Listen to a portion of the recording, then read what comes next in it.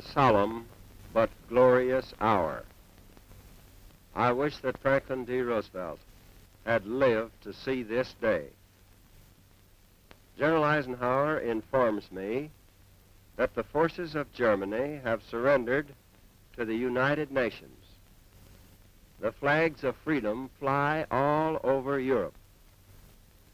For this victory, we join in offering our thanks to the Providence which has guided and sustained us through the dark days of adversity and into light. Alright guys, and we're going to go on a little tour of the birthplace of Harry S. Truman, the 33rd President of the United States. This is kind of an unexpected trip, so see what we can see. Now I just read this horseshoe. His father put this up after his son was born. So let's go in here and see what we can see. Wow.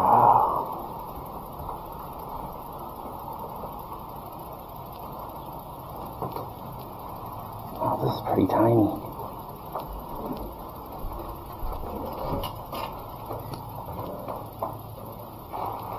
And this looks like to be the kitchen area.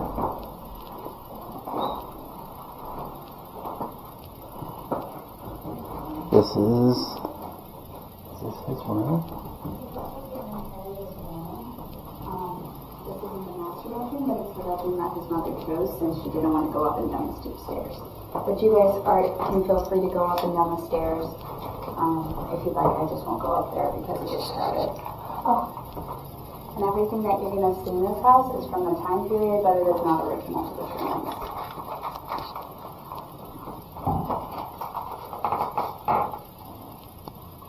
And this is the room that President Truman was born in. Wow, that's awesome.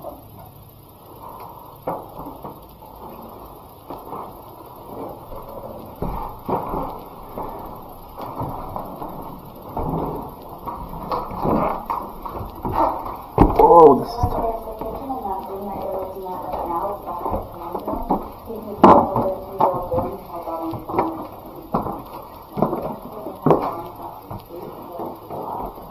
I believe this was his parents' room.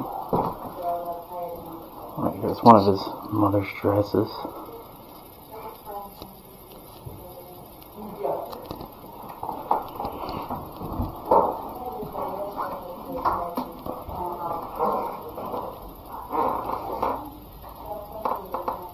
This is really neat. This is actually the second president's home I've been in. I was actually in President Lincoln's house in Springfield. Little tiny narrow hallway. It's really, really narrow.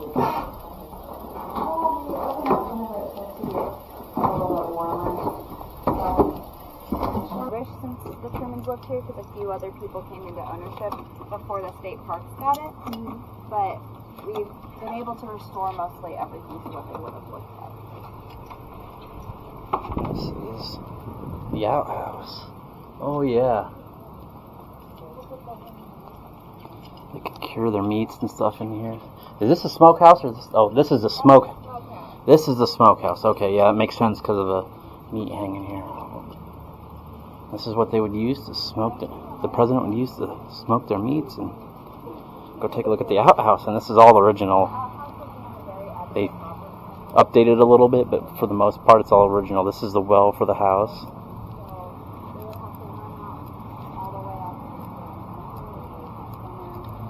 Because they wanted to minimize the use of chamber pots.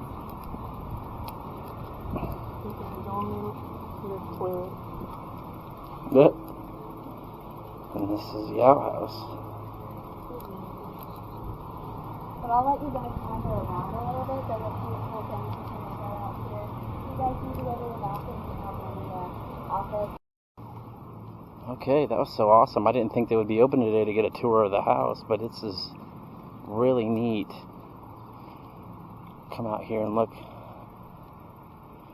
This just welcomes you to the site and gives you a few facts about the president and about the living space.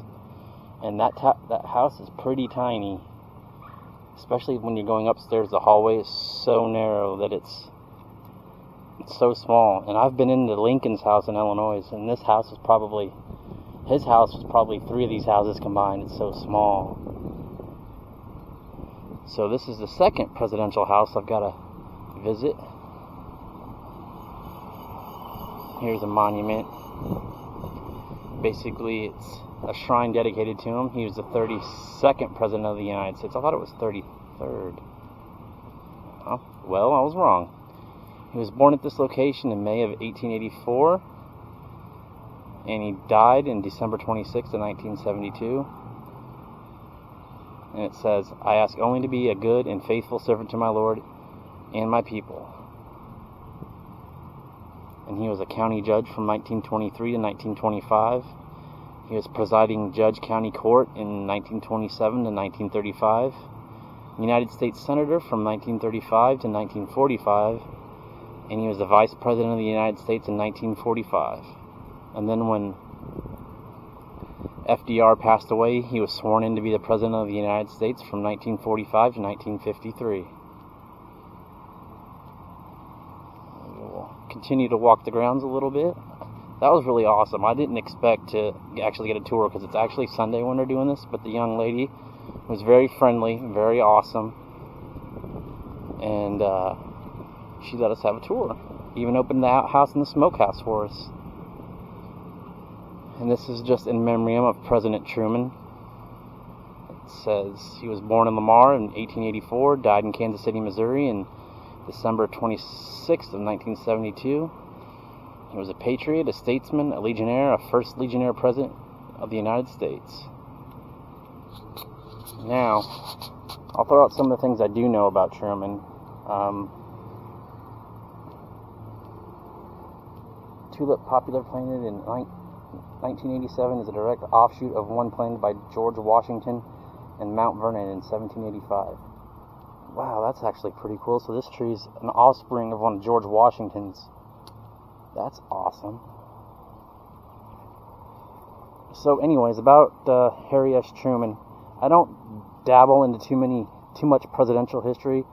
I mean, I do for certain presidents and things like that, but I don't get into politics a lot because it's not my thing. But yeah, if you're near Lamar, Missouri, this is something to definitely check out. It's really cool. But anyways, keep getting off track here. There's the outhouse and the smokehouse and the actual real well. They've had to fix some things, they said, but everything's pretty much original. And they can't exactly date on when the house was actually built. That's what the young lady was telling me. But yeah, Truman, when he came into office, it was right after FDR passed away. And FDR left Truman out of the know on things that were happening with the United States, with war, with the state of Israel. And it actually wasn't till President Truman got into office that he was told about the Manhattan Project, which, you know, is about the making of the atomic bomb and how Robin, sorry, I was watching a video about Robin Williams last night. But anyways, but Robert Oppenheimer, you know, created the atomic bomb, and President Truman didn't know about it until he actually got into office. And like I said, apparently FDR did not tell President Truman a lot about what was going on with the country and the wars and everything. And here's the well for the house. But yeah, President Truman had a lot to deal with when he got into office. And of course, you know, everyone knows about the famous headline of where Thomas Dewey was supposed to beat President Truman, and that famous photo of President Truman holding the paper that said, "Dewey beats Truman." And of course, we know President Truman is the first one who decided to drop the bombs on Nagasaki and Hiroshima. Something that altered the course of history forever. And this basically just says, this property is presented to the people of the state of Missouri by the International Union United Automobile, Aircraft, and Agricultural Implement Workers of America, and the UAW Officers Council of St. Louis in Kansas City as a token of our appreciation and respect for Harry S. Truman, who served as the 32nd President of the United States of America with honor and distinction, and who gave our nation and the whole world courageous and dedicated leadership in the search for peace, freedom, and justice. So now, Harry Truman had a lot to deal with, and he was the first president to drop the atomic bomb on Nagasaki and Hiroshima. And I'm just talking about things that I remember of Harry Truman that I learned about. I don't know everything about him, so that's things I need to brush up on. But like I said, I don't get into politics too much, but the history of the presidents, which Harry Truman was definitely one that I need to, indulge more and read about the things that he done, because I knew he was responsible for dropping the atomic bomb, which is a big part of our history. But yeah, this is a cool little place.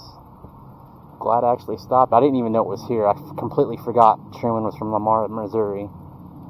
So we will go see what we can check out in the visitor center, maybe. And these are just some of the world leaders that were going on in the world. There's Truman. There's Yamamoto. Of course, everybody knows who that is, and I don't think he needs the time of day. The Desert Fox, Erwin Rommel. White D. Eisenhower. Stalin. Roosevelt. There's Douglas MacArthur.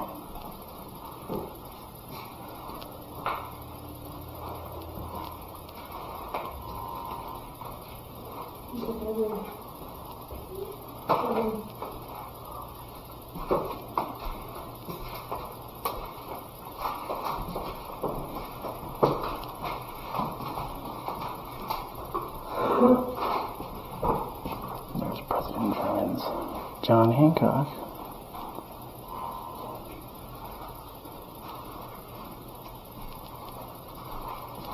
That's him signing right there.